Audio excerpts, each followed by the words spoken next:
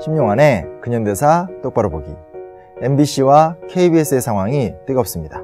김장겸 고대영 사장의 사퇴를 촉구하며 노조는 파업을 했고 언론 장악의 역사가 영화화 되기까지 한 상황입니다.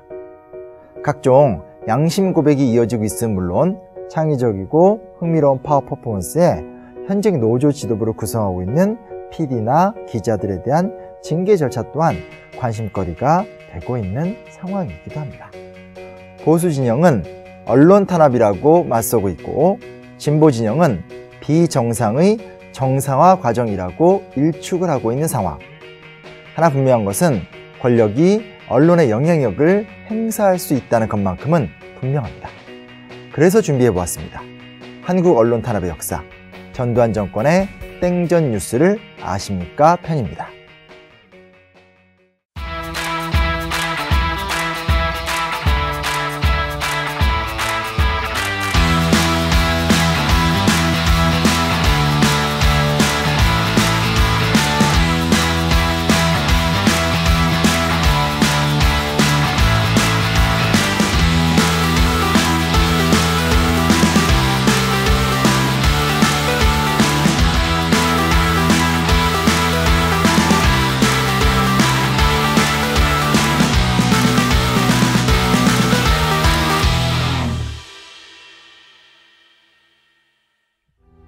사실 언론 탄압의 역사는 유구합니다. 한일 병합 과정에서 일제는 대한매일신보, 황성신문, 제국신문 등을 폐간했고 강제동원이 한창인 1940년대에도 조선일보와 동아일보를 폐간합니다. 이승만 정권 당시에는 강력한 야당지였던 경향신문을 폐간시키기도 합니다.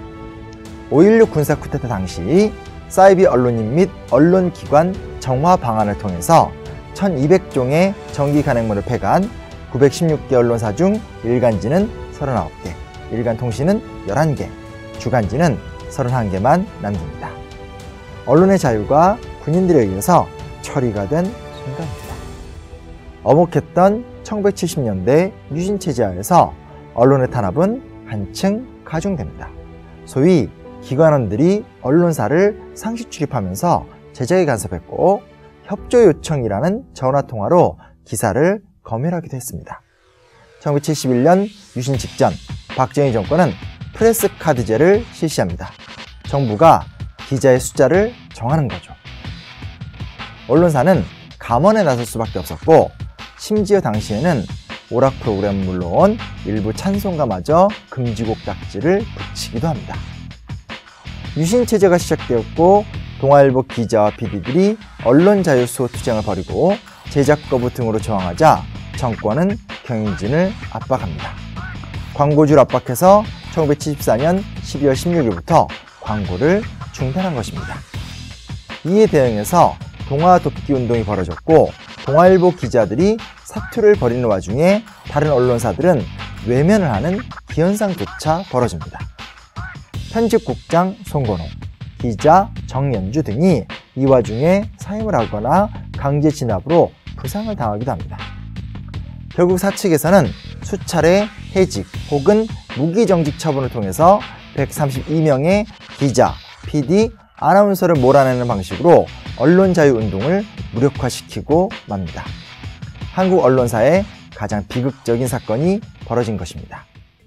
그리고 1980년 전두환 정권 시절 한국 언론은 가장 어두운 시간을 맞이합니다.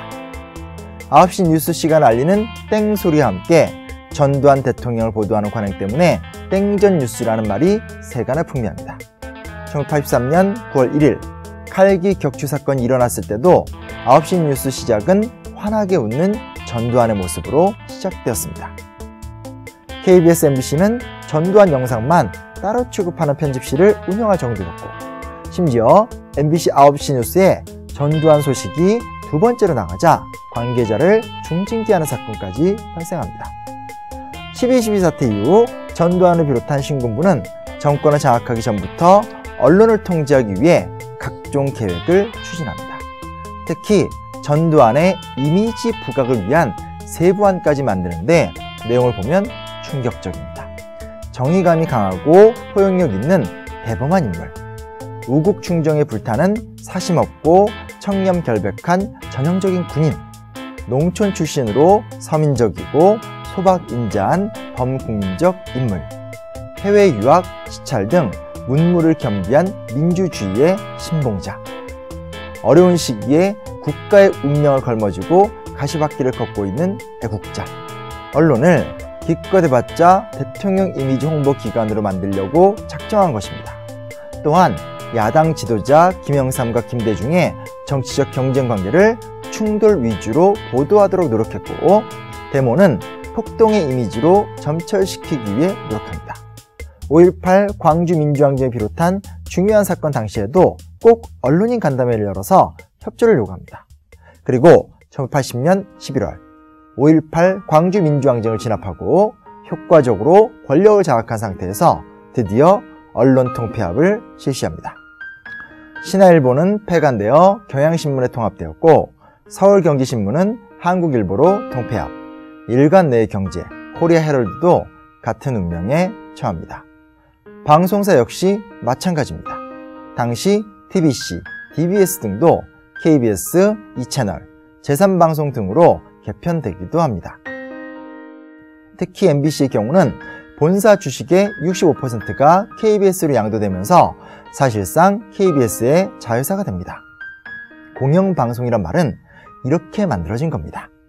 국가가 주식과 방송문화진흥의 이사회 같은 것을 통해 방송을 통제할 수 있는 구조를 만든 것이죠.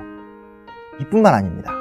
오랜 기간 독재 정권과 치열하게 싸워왔던 최초의 민영방송 CBS 역시 언론 통폐합 과정 중에 보도 기능을 빼앗기고 강제로 종교 방송만 하게 되어 정부로부터 입막음을 당하게 됩니다. 또한 1980년 11월 25일 CBS 마지막 뉴스에서 여자 아나운서가 뉴스 원고를 읽고 그만 울어버리자 이후 마지막 방송을 앞둔 DBS와 TBC에 고별 방송에 관한 지침이라는 것을 보내서 감정을 배제한 고별 인사를 강요했으며 원고 또한 사전에 검열되기도 합니다. 전두환 정권 당시 해직된 언론인 약 1,500명, 그중 30여 명은 삼청교육대에 3주간 입소해서 혹독한 시련을 겪었으며, 해직 광풍에서 살아남은 언론인들은 언론인 집단 교육으로 세뇌의 대상으로 전락하게 됩니다. 보수 진영은 어떠한 의미에서 언론 탄압을 이야기하는 것일까요? 언론 탄압이라고 하면 이런 것을 이야기하는 것 아닐까요? 이후 대한민국 언론은 노태우 정부의 1990년 KBS 사태를 거쳐 이명박 정부에서 일어난 MBC, YTN 대량 해직 사태와 박근혜 정부의 공영방송 보도지침 부활과 사상 초유의 언론사 블랙리스트 논란 등을 겪었습니다. 그 결과 대한민국 언론 자유지수는 2002년 39위에서 2016년 70위까지 내려가 부분적 언론 자유국으로 분류가 되는 수모를 당하기도 합니다. 2017년 공영방송 총파업은 오늘, 내일의 문제에서 발생한 사건이 아닙니다. 그리고 지금 우리는 진짜 언론 탄압의 진실을 통해 현실을 되돌아봐야 할 때입니다.